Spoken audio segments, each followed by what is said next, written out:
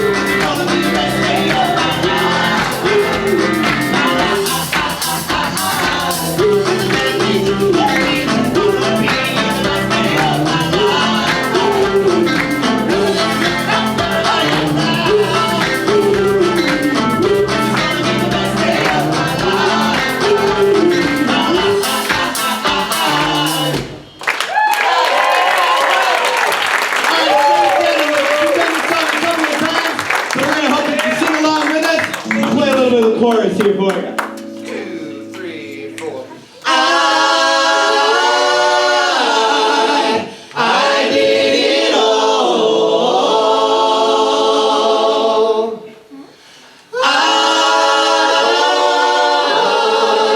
I did it all. Yeah.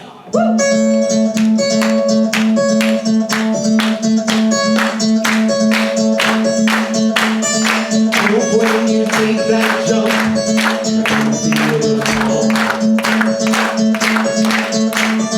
hope when the water rises, you build a wall.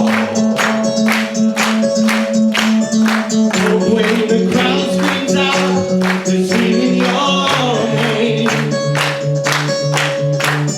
Hope if everybody runs, you choose to stay. Hope that you fall in love and it hurts so bad.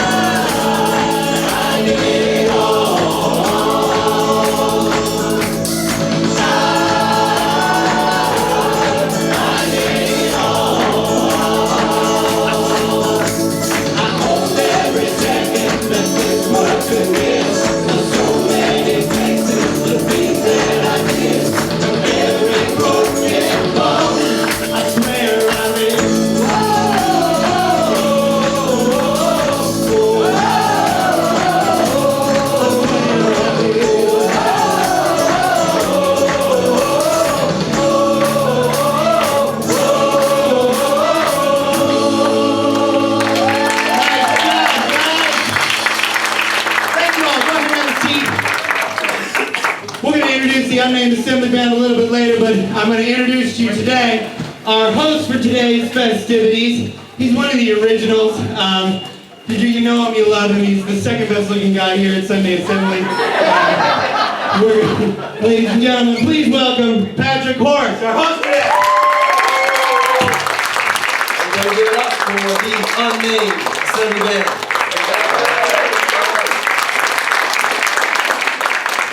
Well, as that mentioned, my name is Patrick, and yes, I do have a bit of a cold in my nose, but anyways, I still get to be your host this morning, so welcome everybody. And what is Sunday Assembly? Great question. We are a secular community that celebrates life. We are all about realities, not deities. We have no doctrines, and everybody is welcome. We are radically inclusive. Woo! Woo! Our vision is to help everybody live life as fully as possible. We have this one life, so let's help one another make it as good as it can be, right? Our mission is to have a Sunday assembly in any town, city, and village that wants one. And last, our motto is simple: live better, help often, wonder more. All right, well, again, if that sounds good to you, it's great to come to a spot where everybody says, speak your language, right? Welcome. All right. Speaking of languages, I thought we'd try something here. Let's see who all we have here this morning. Welcome to you in English. Where are my Spanish speakers? Do we have any Spanish speakers? We got one. Bienvenidos. All right. I know we have some Italian speakers over here. Benvenuti a tutti, right? Are my German speakers here? German, all right. Herzlich willkommen. All right. Dankeschön. Bitteschön. All right, who else we got? Ni hao. Ni hao, we got some Chinese. Let's hear some Afrikaans. Goedemorgen allemaal. I'm not even going to try that. That's awesome. That's awesome. I know we got some more out here. Who else is here? Привет. Privyet. Russian, right? Bonjour. Bonjour, we got some French. All right, awesome. Yo. Yo! Love it. Howdy. Love it. Let's hear one more. Dzień dobry.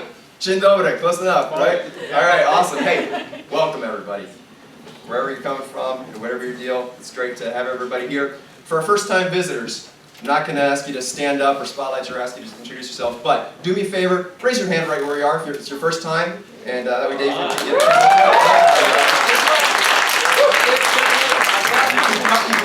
Keep them up. All right, yeah. All right, thank you very much.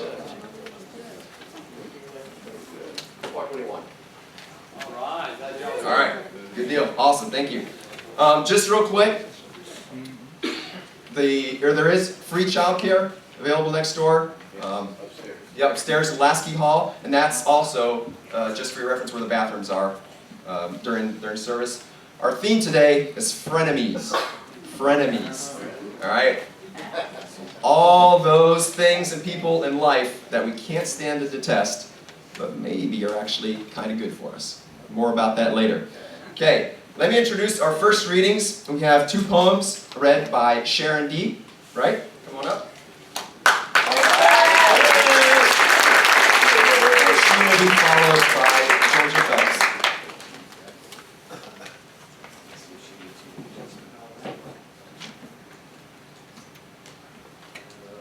Is that one closer to your mic? Bring it down. About like that. Right? Yeah, I think that works. Can everybody hear me? Yeah. All right, first we have Enemies by Wendell Berry. If you are not to become a monster, you must care what they think. If you care what they think, how will you not hate them, and so become a monster of the opposite kind? From where then is love to come? Love for your enemy, that is the way of liberty. From forgiveness. Forgiven, they go free of you, and you of them. They are to you as sunlight on a green branch. You must not think of them again, except as monsters like yourself, pitiable because unforgiving.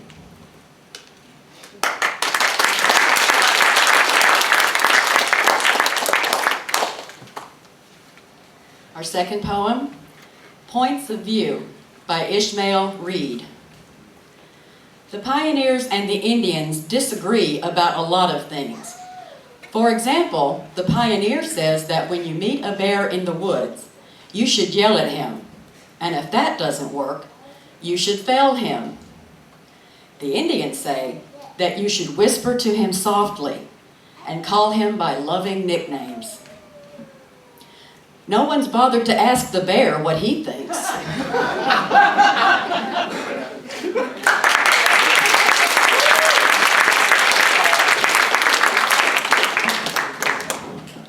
Thank you. Welcome, everyone. This passage is from the book Go Set a Watchman by Harper Lee. 20-something Jean Louise, otherwise known as Scout, has just had a terrible fight with her attorney father, who raised her to think for herself. And some hours later, she goes to fetch him from work.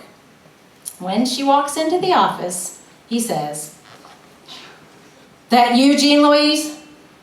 Her father's voice frightened her. "Yes, sir."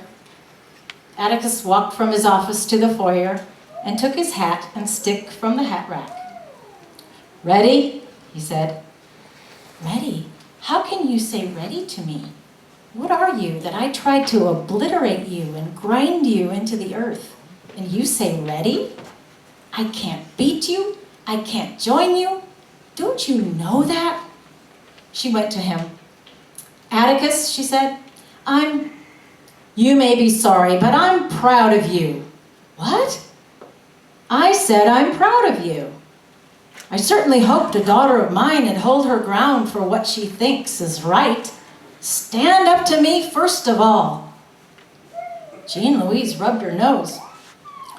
"I called you some pretty grim things." Atticus said, "I can take anything anybody calls me so long as it's not true." "You don't even know how to cuss, Jean Louise. Where did you pick up that way of cussing?" "Right here in Macomb." "Dear goodness, the things you learned." "Dear goodness, the things I learned. I did not want my world disturbed, but I wanted to crush the man who's trying to preserve it for me. I wanted to stamp out all the people like him. I guess it's like an airplane. They're the drag and we're the thrust. Together we make the thing fly. Too much of us and we're nose heavy. Too much of them and we're tail heavy. It's a matter of balance. I can't beat him and I can't join him." "Atticus, ma'am, I think I love you very much." She saw her old enemy's shoulders relax, and she watched him push his hat to the back of his head. "Let's go home, Scout. It's been a long day. Open the door for me."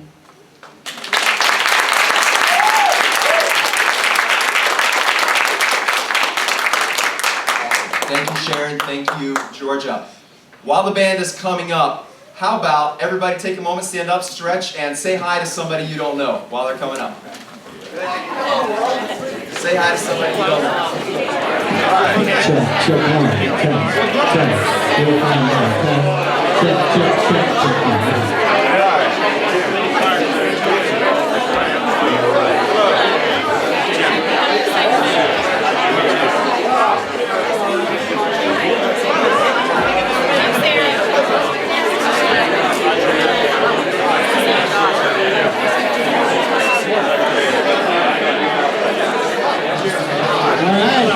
Everybody's so friendly. You guys can go ahead and have a seat.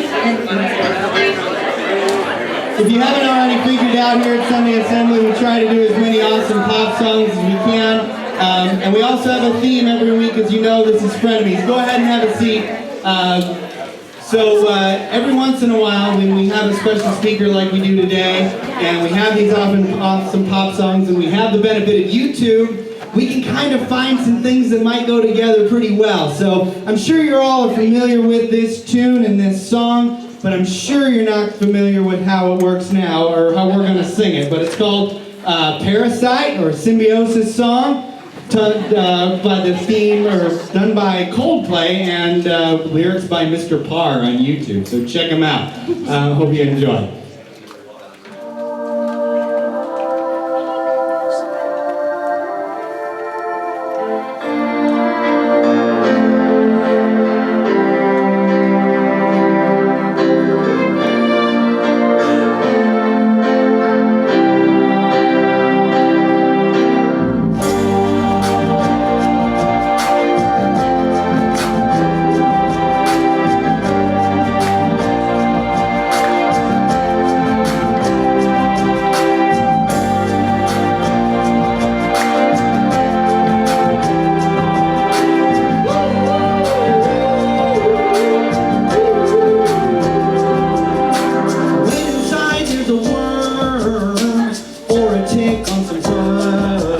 And it's living off the host you eat, so it takes away, never leaves.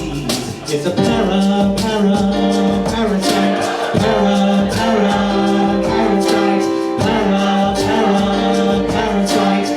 If it lives on or inside.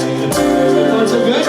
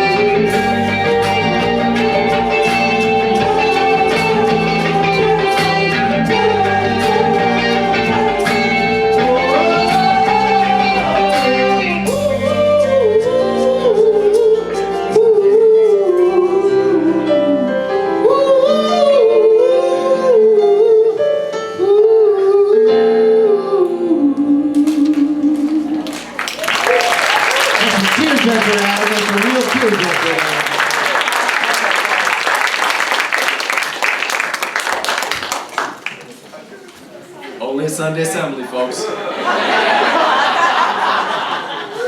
Alright, this morning I get the privilege of introducing our main speaker, Dr. Wakeman. Dr. Catherine Wakeman is a postdoctoral fellow at the SCAR Lab in Vanderbilt's Medical Center North, where she is a researcher.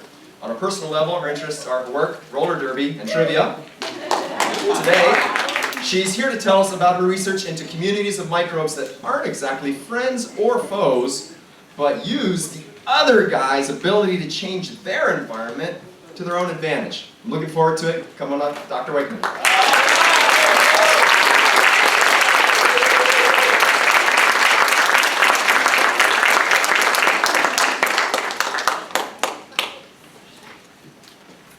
Hi, it's so nice to be able to speak with you today.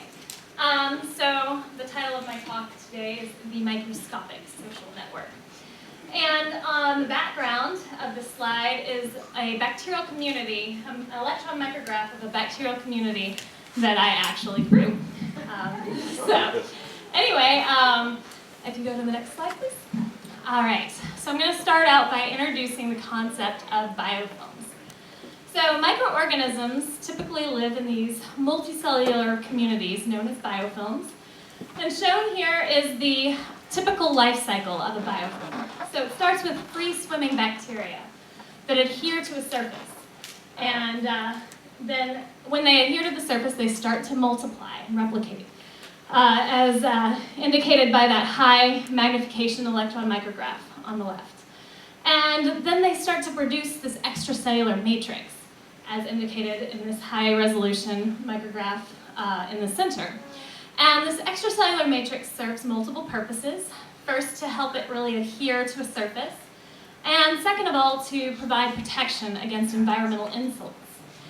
And as this biofilm grows, it starts developing these intricate three-dimensional structures, and then the mature biofilm starts expressing all these different genetic programs that allow them to perform multiple functions, such as some of these cells become flagellated and then swim away to form more biofilms. And so go to the next slide. So I'm sure that most of you are very familiar with biofilms. Biofilm communities are found in almost every environment on the planet. For example, these biofilms seen under a pier at low tide, or of course in your toilets. If you rub your tongue over the surface of your teeth, I'm sure that you will feel some biofilm there, although hopefully it's not as bad as this person's. And then also, they can be a significant health problem because they can form in medical implant devices, such as this catheter that's just plugged with a biofilm. All right, so here to so typically, biofilms are composed of multiple microbial species. And one of the best examples of this is that dental biofilm that we were just talking about. So each of the species in these biofilms actually plays a role in the community. So people have started using the term sociomicrobiology to talk about these bacterial societies. Because there's the cheaters that don't really play a good role, and then there are the helpers, the people that really support this community. So in this is a diagram showing the polymicrobial dental biofilm. It'll start with different Streptococcus species adhering, and then that allows other species to come in. And what a lot of these species do for each other is that they have different biosynthetic pathways that they can make different essential nutrients, different vitamins, and they will share them with others in the community to provide a thriving microbial community. But do brush a lot of that away. However, for the most part, these aren't really detrimental to human health. So go on to the next slide. Now, there are some microbial communities that can be very detrimental to human health. So I'm going to start off by introducing this genetic disease, cystic fibrosis. So cystic fibrosis is characterized by lots of different organ diseases. But the most typical or the worst disease with most cystic fibrosis patients is the lung disease. Most cystic fibrosis patients will ultimately succumb to problems with lung function. And so in the lung pathways, there's this thick mucus buildup that allows for these biofilms to really take place. They really take root in these cystic fibrosis lungs. And so then you go on to the next slide. So the infection dynamics of a cystic fibrosis patient is that usually these young children are primarily colonized with this organism Staphylococcus aureus. However, throughout life, this colonization changes to being primarily Pseudomonas aeruginosa. So go to the next slide. So the reason that Pseudomonas takes over in a lot of these cases is that Pseudomonas actually produces a lot of antimicrobial products that just help it outcompete all the other organisms around it. So it just takes over. So shown here is a plate that's got a lawn of bacteria, and then each of these discs has a different antibiotic, and you can see that these bacteria are really susceptible, variably susceptible to the different antibiotics. So Pseudomonas produces similar molecules to this. And so we have a streak of Pseudomonas on a plate and then a cross streak of staph. And you can see that that staph is growing so well until it starts nearing the Pseudomonas, and then it gets killed. And this is also seen on the same sort of diffusion plate where you have a lawn of staph and the spot of Pseudomonas in the middle. You see the zone of clearing. However, you can get mutants of Pseudomonas that no longer are killing the staph. So this is also a Pseudomonas strain that's just not killing the staph around it. So you can go on to the next. So the strong antimicrobial activity of Pseudomonas makes it understandable that you do see this decline in staph colonization in cystic fibrosis patients.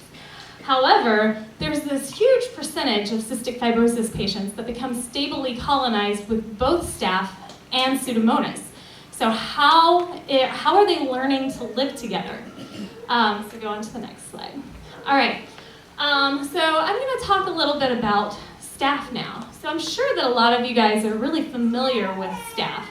It causes all these MRSA infections, these multi-drug resistant infections, skin and soft tissue infections, and sometimes much more severe infections. However, I don't know if you guys know that most of us are living with it transiently at least, and then a quarter to a third of all individuals are stably colonized asymptomatically with staph. And so it's not always causing a problem.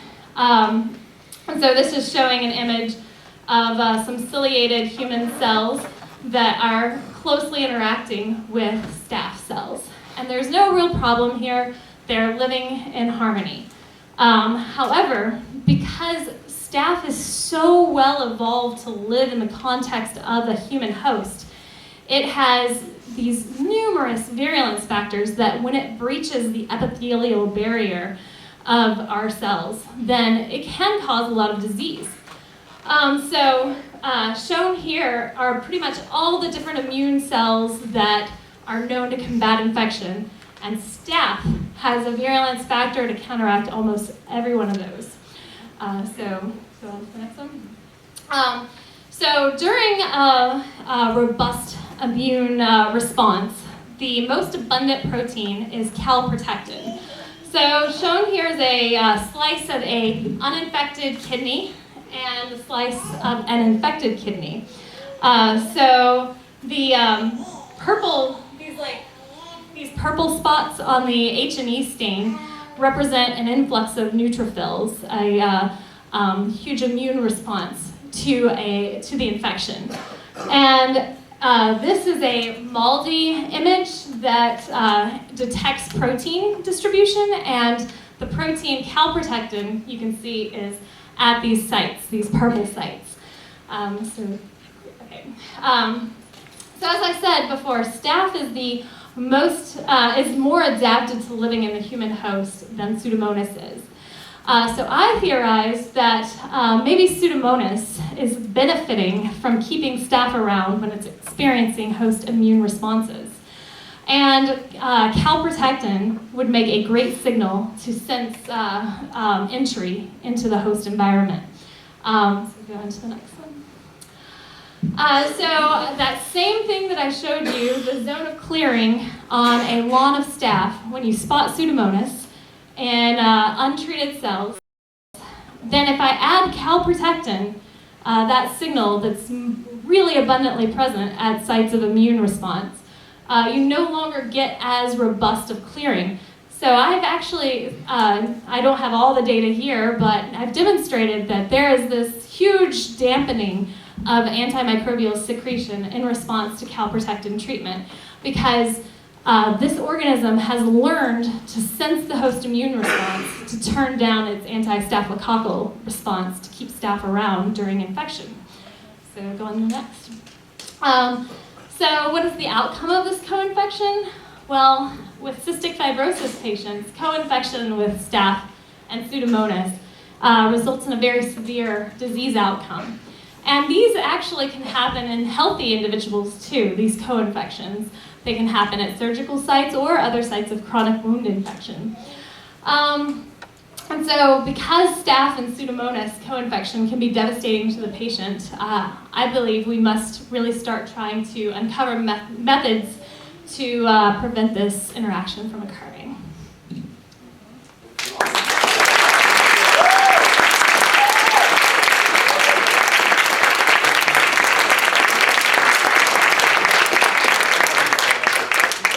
Does anybody have any questions for Dr. Wakeman?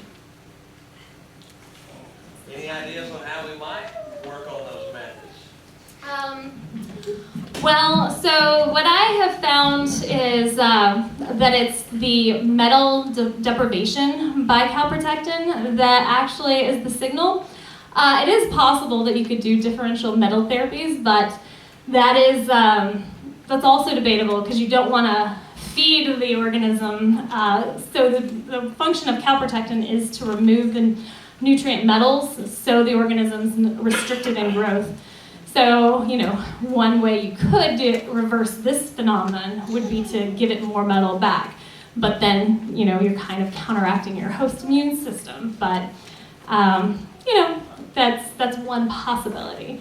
Then, there are some others where you could just imagine supplementing some of these anti-staphylococcal factors in trans, but that's also a problem because the reason we don't use these anti-staphylococcal factors produced by Pseudomonas in the clinic is that they also hurt our cells. So don't want to dose a whole bunch of cystic fibrosis patients with high levels of toxin.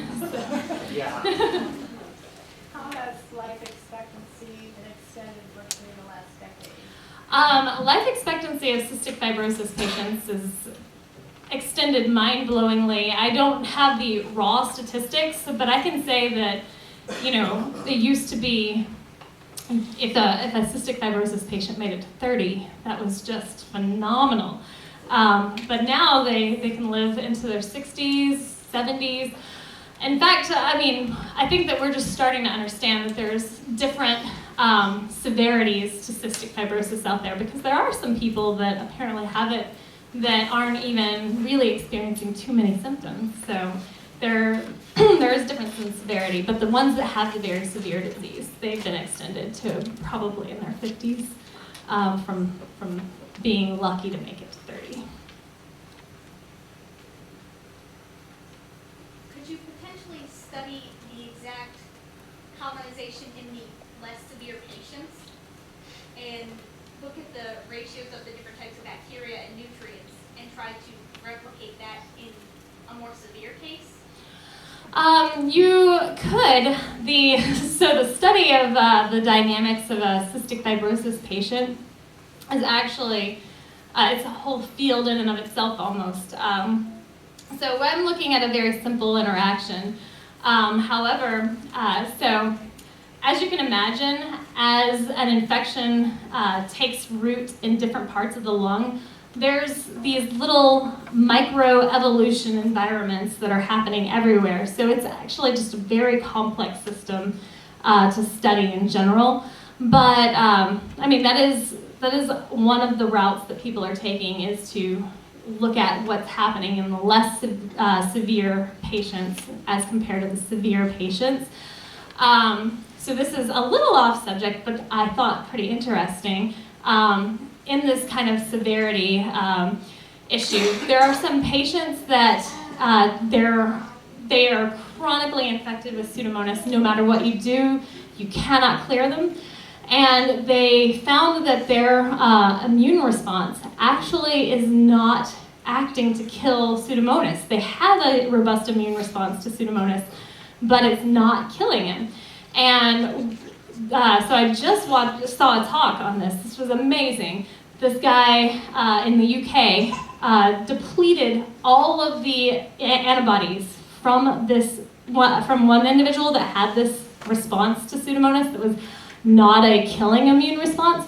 They took out all of their immune system and replaced it with the serum from a patient that did have killing antibodies. And they found that they could completely clear that patient of Pseudomonas.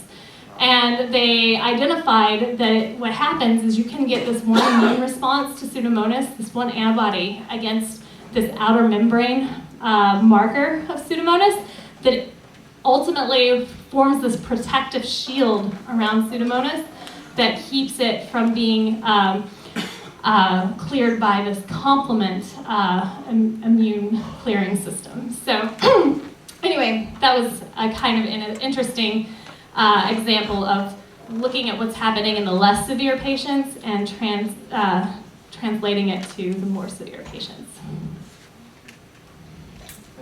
We have time for one more, and then I actually have a question. Go ahead, Tracy.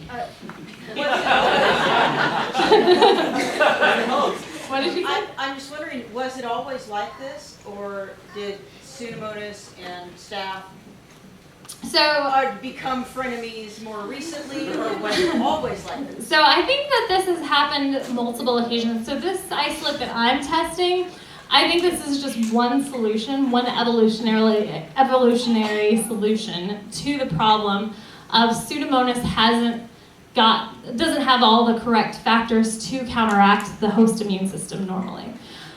So there are actually multiple mutations that can arise in multiple cystic fibrosis patients where by other means Pseudomonas has dampened its anti-staphylococcal activity. And so I think that this has always been happening and always will happen, but we do need to, we'll find better ways to intervene in the future, hopefully. Awesome, thank you. Well, let's give a big round of applause.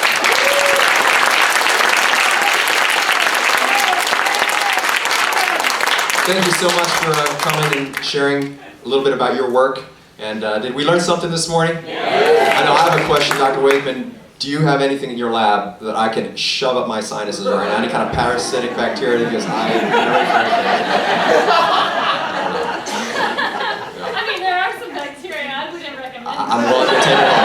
You had me, or there are some, so that's okay. Thank you, Dr. Wakeman. Thank you so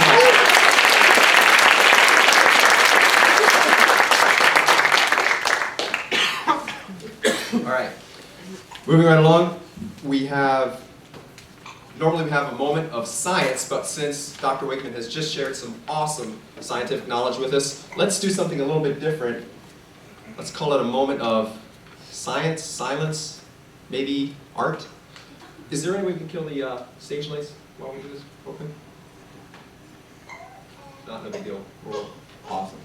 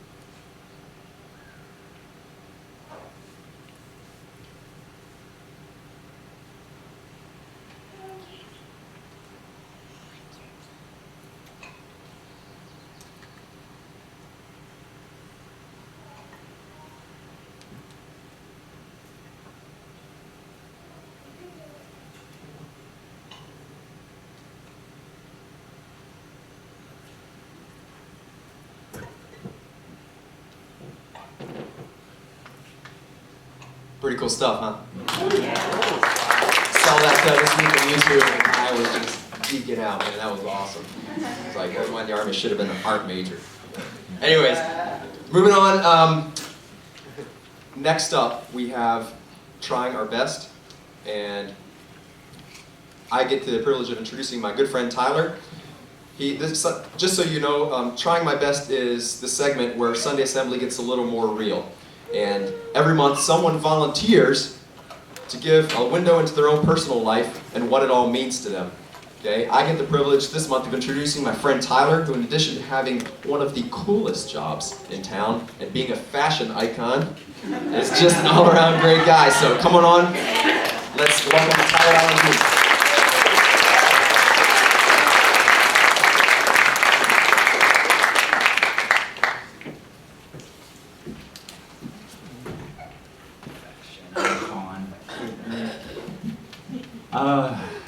So, this is probably the most personal I've been with a large group in my life.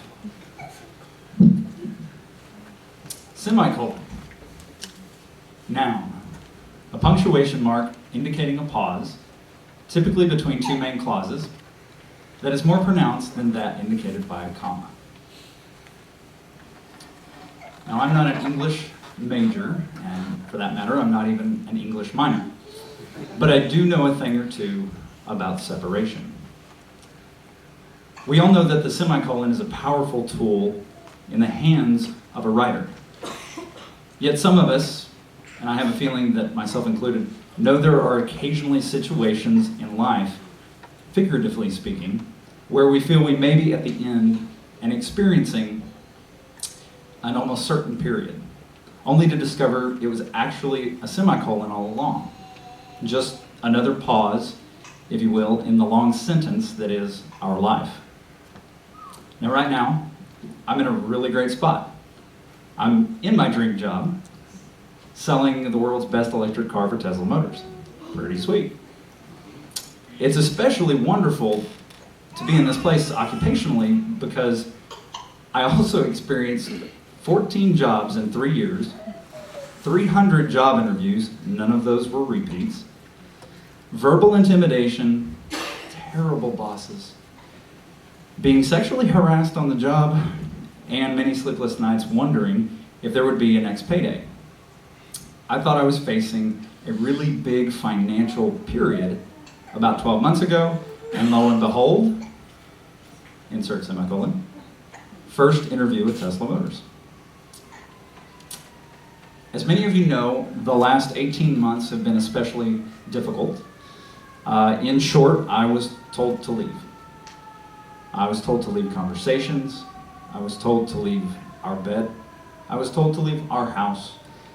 And basically for not believing in the same things that my wife did. Even though she insisted quite heavily that I should hold on to them. And for a while, I thought that that was just a pause, kind of in a relationship, and that it would get better before it got worse. And then came the divorce. And now that the divorce is final, and has been for a while, I'm here to tell you that as relationships go, that was the end. But I've also met some super amazing women over the last few months. Thoughtful, communicative, and hot. Truth be told, I'm actually thinking of one specific woman right now. See, it's just when I thought I was at the end of something, I found unconditional and very welcoming love and friendship. A semicolon ever so thankfully replacing where I thought that a period would remain. When I deconverted in 2012, I found myself at the end of a religious, faith-based worshiping sentence. In the days and months that followed, I began to experience the Bible Belt through ideologies and antiquated peer pressure, harmful dialogue, and actions that broke my joy and told me that I was less than. And then, out of nowhere, in walks Sanderson Jones and Pippa and this crazy idea and all of you wonderful caring people. And that's what this safe place has been, a place of joy for me after the mess that was my former belief in a God. Insert semicolon. Typically people tend to think that it couldn't possibly get any worse than it is. It's just our nature sometimes to be that way. The funny thing is in my own life is that that thought that sadness, and the feeling that this is probably the end and a period is certainly on its way, usually comes just before the moment I experience the greatest joy and happiness and contentment. Now, all of the pauses that I've shared with you today are pretty dramatic and frustrating things to go through, but they're really not that big in the longer sentence that is my life, not compared to this one. At 14, I was really struggling. And by struggling, I mean I hated myself, I was depressed, socially introverted, disruptive, bad at sports, and I had no dad. I mentioned the latter because it had a great deal to do with the formers. I grew up in a region of the country, West Texas, football country, where the culture around me acted on the ignorant, antiquated ideology that boys cannot become men without fathers to guide them in manly ways. I grew up where you were undoubtedly going to be made fun of, picked on, and often informed that you were never going to be a man unless you can throw a pigskin and talk shop with the best of them. To them, my lack of male influence at home was a weakness, and they were quick to remind me of that. And coming from a single-parent home where my mom never talked of sports or hunting and never showed me how to throw a spiral or dribble, I was prime picking for the father. Combined with the facts that I wanted to act, I liked fashion, and I preferred petting deer over shooting them, I found my male counterparts to be rather impossible to relate to, and vice versa. That led to a period where I slipped into a great separation. I didn't fit into their mold, and I honestly didn't know what to do about it. And it got so bad that I finally found myself in a place, in a moment one afternoon, where as a very impressionable teenager, I decided it was best just to end it all. I mean, after all, if I wasn't going to be a real man, and I couldn't do what all the other guys and their dads' dads were doing, shouldn't I just not be here? A period seemed appropriate. So I loaded a shotgun, I sat in a chair. I set the butt plate of the gun on the floor, I took off my shoes, took off my sock, I placed my toe in the trigger, I took a very deep breath, I put the gun in my mouth and I pulled the trigger. It never went off. After numerous failed attempts, it just didn't work. At the exact same moment, I was startled by my mom's return from the office. So I simply sat there, slid the gun behind the wall unit, behind the chair. Mom popped in with a smile and told me a pool party was being put together by the guys I told you about earlier, and she insisted that I go. Of course, I didn't want to go. I ended up going to the party. Mom dropped me off, and it was kind of the typical scene. Talk of sports, guns, hunting, and I found a corner to hide into. Then one of the older guys, Mark Rife, who would later become my basketball coach the following year, and before you ask, no, I was not a player. I kept the statistics. He pulled me aside during the party and asked me why I seemed so distant. You see, he cared. Not about whether I knew a point guard from a defensive end or a cornerback from a hat trick. He cared about me. Genuinely cared enough to ask how I was and where I was in my life. After much prompting and digging on his part, I finally told him, leaving out absolutely nothing from the past year or so, as what I was going through, and I divulged the scenario that I shared with you earlier about what I had done that afternoon, or attempted to do.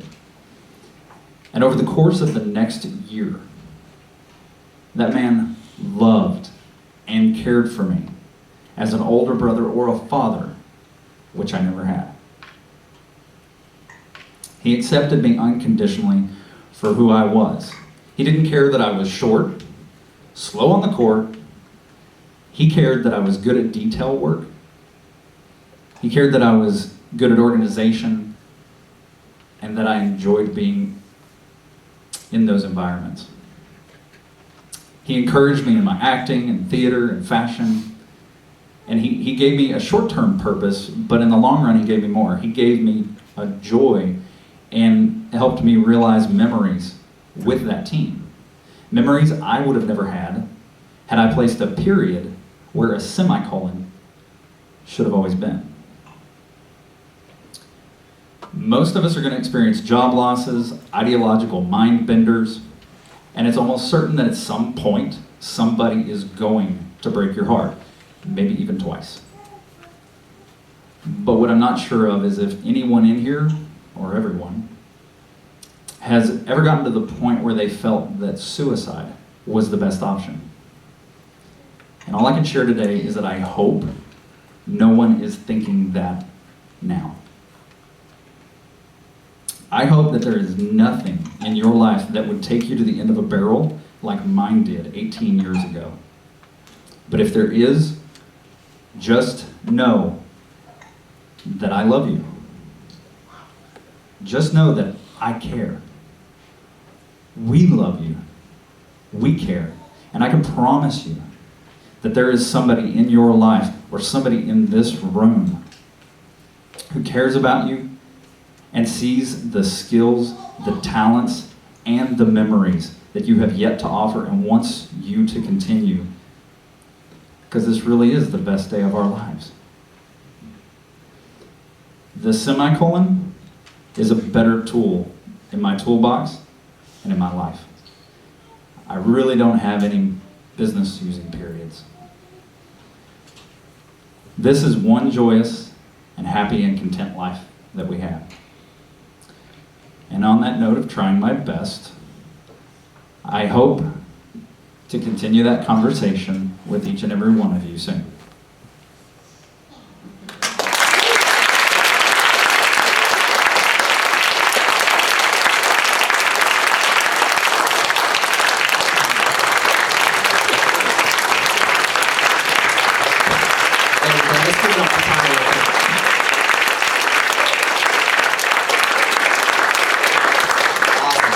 While the band is coming back up, just wanted to say, in case you're wondering what's going on here, this is not just about, having a facility or, a bunch of people getting together on Sunday morning. This is about building a community. And while the band's coming on up, I'd just like to say a word that, as humans, we aren't meant to be individual people. We're meant to have a tribe, right? A tribe that kind of looks out for us and has our back. Hey, what? Yeah. Good segue. How about that? Yeah, absolutely. So, on that note, what we're doing here is we're building a community. When you invest in Sunday Assembly or you donate, that's what we're creating here. And so, without further ado, let's have something, man.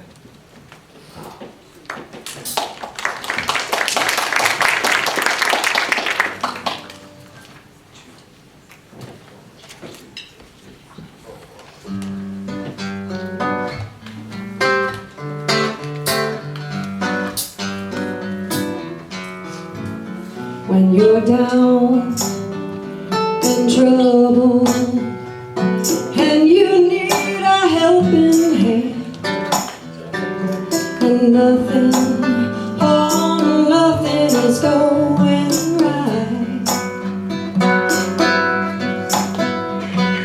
close your eyes and think of me and soon I will be there to brighten up even your darkest hour. Will you just call out my name? And you know wherever I am, I'll come running to see you again. winter, spring, summer, or fall. All you have to do is call, and I'll be there, yeah. You got a friend.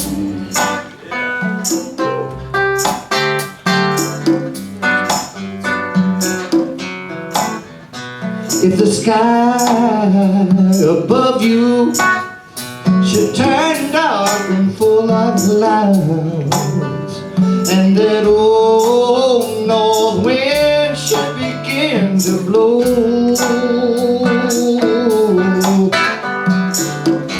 keep your head together and call my name out loud. Soon I'll be knocking on your door. You just call out my name, and you know wherever I am, I'll come running to see you again. Winter, spring, summer, or fall. All you have to do is call, and I'll be there, yeah. Ain't it good to know that you got a friend when people can be so cold? They'll hurt you and desert you, they'll take your soul if you let them. Oh, don't you let them. You just call out my name, and you know wherever I am, I'll come running to see you again. Winter, spring, summer, or fall. All you have to do is call, and I'll be there, yeah. You got a friend. You got a friend. Ain't it good to know you got a friend? You got a friend.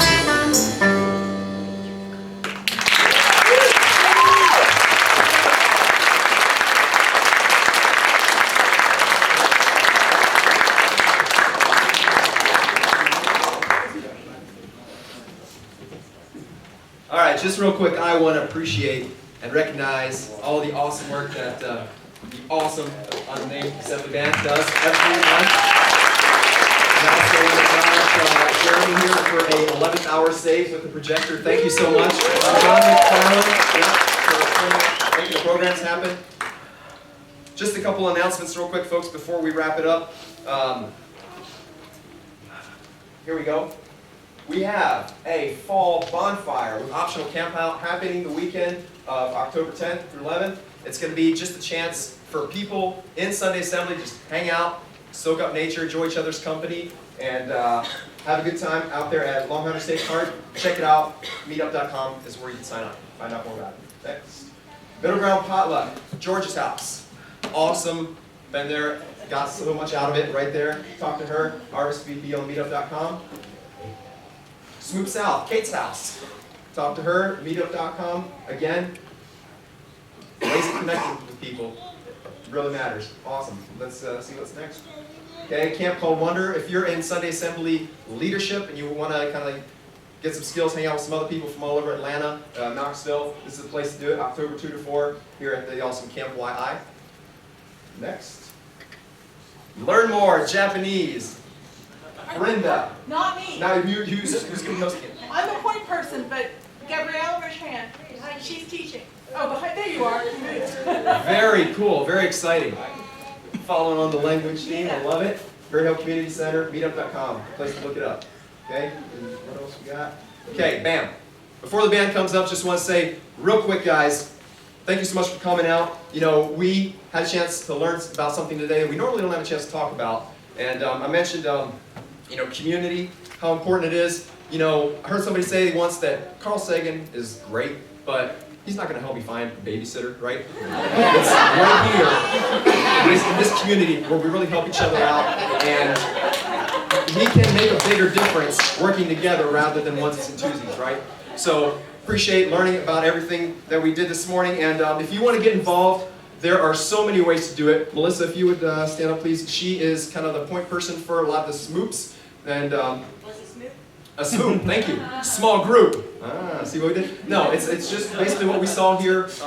Way to get involved. If you would like to contribute financially, Tanya is here actually now. She has something right there at the entrance so you can drop off some cash. Also, I just donate through PayPal if that's more your speed. You know, it's an easy way to do it. And that's she can also help you with that as well.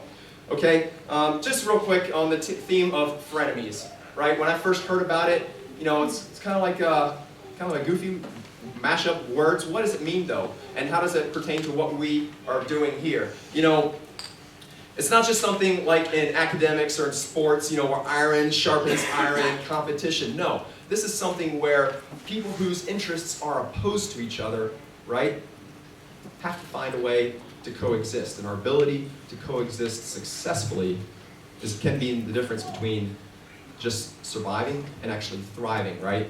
And you know, we see it happen all the time, you know, where, let's say, two lawyers, two attorneys, disagreeing with each other, not liking each other, but they're both, even they're in opposition, they're two parts of the same equation of creating the best outcome for the parties involved, right? Competing interests, but what they do is they actually make each side stronger, right? Even though we don't like them, can't stand to detest them, they make us stronger. You know, and maybe we can just kind of take a minute to think about and acknowledge those people in life that, man, really get under our skin, but you know what? They force us to make our argument, our point more clearly. You know, it's a political season, and somebody posted something on Facebook where you just think is completely idiotic, right? You can throw a link to Dr. Wakeman's work because she's got microbes and like the frenemies and stuff, right?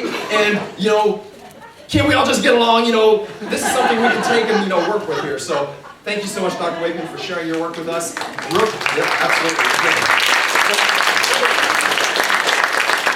Real quick plug before I forget. Next Sunday Assembly here, October 25, and we have the speaker is actually here today, Cass Midgley, and is Bob going to be here as well? Yeah, stand up. Cass has the awesome podcast called Everyone's Agnostic. I've listened to it. I love it. Very well done, and I'm very much looking forward to what you guys have to say next month. And Bob, right? Bob's coming. Bob's coming. Okay, awesome. Thank you. Do it. And the band's going to play us out, but before I let you go, if you would like to come hang out with us after the meetup, we are going to Soulshine Pizza. Great pizza joint down the road. Do you have directions, I think, on the slides here? Okay, we have the whole upstairs, like, room reserved for us, right? VIP status up there because, you know, we roll deep. So this is how you get there. It's like a 6-minute walk from here, just down the road, right there on Division Street. Really easy to get to, just follow the crowd. And it's a way to get to know people on a more personal level. So without any further ado, come on up, guys. They're going to play us out. Did I miss anything? Last chance, last call. All right, here we go. All right, well, we're getting ready. Let's give it up for Patrick for being our host today. We started a little late. We started to keep it moving now. Please, guys, don't forget, I want to reiterate, we are a 100% volunteer-driven organization. We are a registered charity. We really, really need your financial support. There's a cash box out front. Tanya can help also facilitate you. Please set up a recurring donation, whether it's $5, $10, whatever the case may be. We can really use it. Really quickly, I'm going to introduce the unnamed assembly band. It varies from month to month. My name is Adam. We have Franco running sound and doing saxophone and singing and percussion. Tyler has been great helping us out on sound again, more than one occasion. Mr. Steven Phelps on vocals and guitar. Yeah. Did you know that Staphylococcus aureus and Pseudomonas aeruginosa med on Match.com? It works. I would have thought swiping right.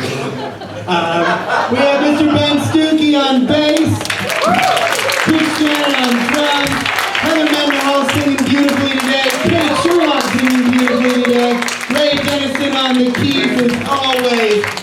Thanks again for Jeremy, and for Cornel for videotape, and did I forget anybody? We're good. What? Oh, I'm Adam. Yeah, thanks. All right, so we're going to go ahead and sing us out. So why don't you all stand up, clap along. Here we go. We're going to close it out with a theme.